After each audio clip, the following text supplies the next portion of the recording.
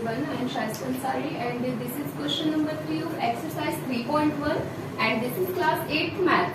So in this question it is given what is the sum of the measures of the angles of a convex quadrilateral, means convex quadrilateral के angles का जो sum होगा वो कितना होगा. Will this property hold if the quadrilateral is not convex?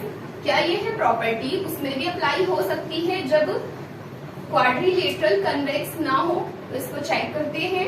पहले तो इस चीज को समझते हैं कि कन्वेक्स क्वाड्रिलेटरल होता क्या है.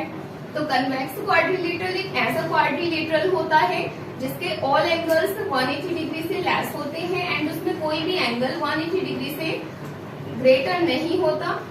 एंड ऑल्सो उस कन्वेक्स क्वाड्रिलेटरल के जितने भी वर्टिसेस होते हैं वो ऑल आउटसाइड में होते हैं, लाइक दिस.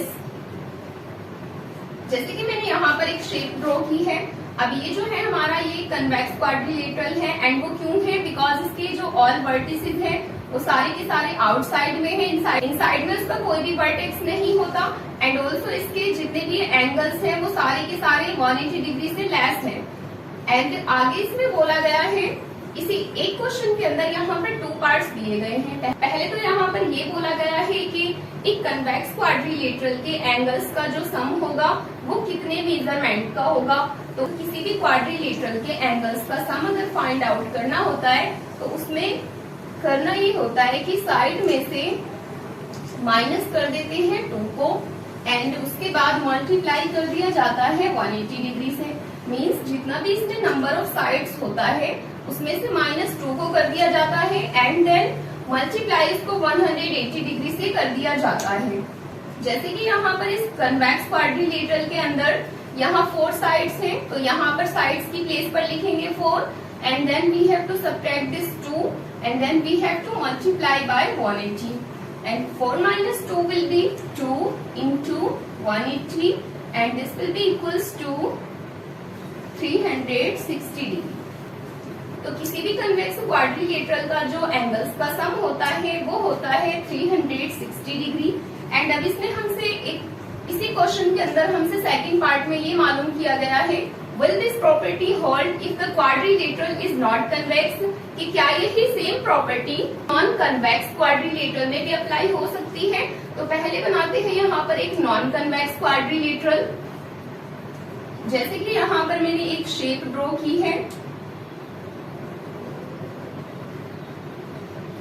तो ये जो है हमारा वो है एक नॉन कन्वेक्स क्वाड्रिलेटरल. एंड ये नॉन कन्वेक्स क्वाड्रिलेटरल क्यों है, बिकॉज एक कन्वेक्स क्वाड्रिलेटरल में तो ऑल एंगल्स उसके 180 डिग्री से लेस होते हैं, बट नॉन कन्वेक्स क्वाड्रिलेटरल में एक एंगल जो होता है वो मोर देन 180 डिग्री का होता है. तो यहाँ पर हम देख सकते हैं कि ये जो हमारा एंगल ड्रॉ हो रहा है इसका 180 डिग्री तो यहाँ से लेकर यहाँ तक ही बन जाएगा, बट ये जो एंगल है वो यहाँ से यहाँ तक है. दैट्स मीन ये जो एंगल है वो 180 डिग्री से ज्यादा है. एंड अगर इस क्वाड्रिलेटरल के अंदर एक एंगल इसका 180 डिग्री से ज्यादा है, that's mean this is a non convex quadrilateral.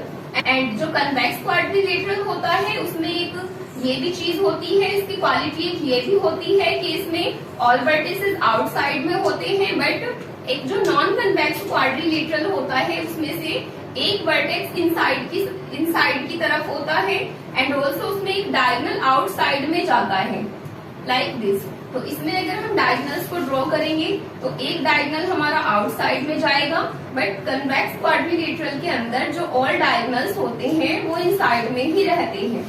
So this is the difference in between of convex quadrilateral and non-convex quadrilateral. अब हम इसमें देखते हैं दोनों के दोनों quadrilaterals में similarities क्या हैं. तो जैसे कि हमने convex quadrilateral के अंदर इसके angles का sum find out किया था, similarly वैसे ही हम एक non-convex quadrilateral में भी इसके angles का sum find out कर सकते हैं.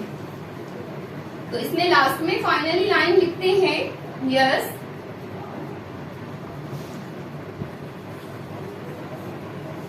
this property can hold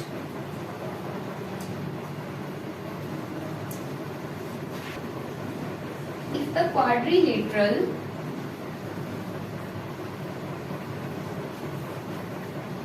is non-convex is not convex.